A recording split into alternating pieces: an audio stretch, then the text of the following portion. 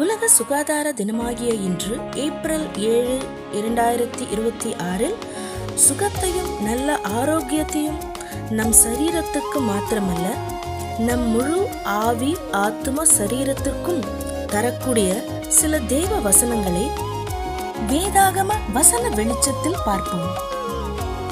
முதலாவதாக, ஆவிக்கு தேவன் மகிழ்ச்சியே மருந்து என்ற வார்த்தைகளை, ஆவி என்பது நமது உள்ளத்தில், அதாவது மனதில் தோன்றும் பலவிதமான எண்ணங்கள், உணர்ச்சிகளை குறிக்கிறது.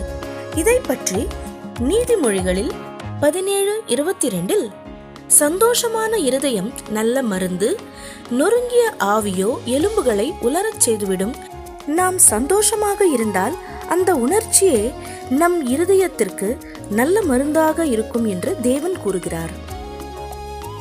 இரண்டாவதாக, நம் இருதயத்தில் ஜீவன் என்கிற ஆத்துமா தங்கி இருக்கிறது.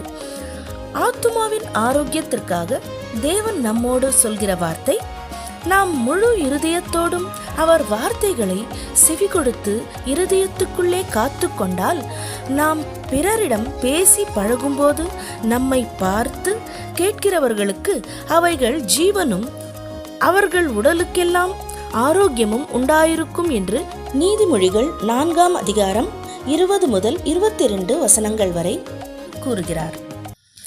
அடுத்ததாக, சரீரத்திற்கு அவருடைய காயங்களால், அதாவது இயேசு கிறிஸ்துவின் காயங்களால் நாம் குணமடைகிறோம் என்று ஏசாயா தீர்க்கதரிசியின் புத்தகத்தில் 53 அதிகாரத்தின் 5 வசனத்தில் கூறுகிறார். மற்றும் நான் உனக்கு ஆரோக்கியத்தை தந்து உன் காயங்களை குணமாக்குவேன் என்று எரேமியாவின் தீர்க்கதரிசி புஸ்தகத்தில் 30 அதிகாரம் 17 வசனத்தில் கர்த்தர் கூறுகிறார்.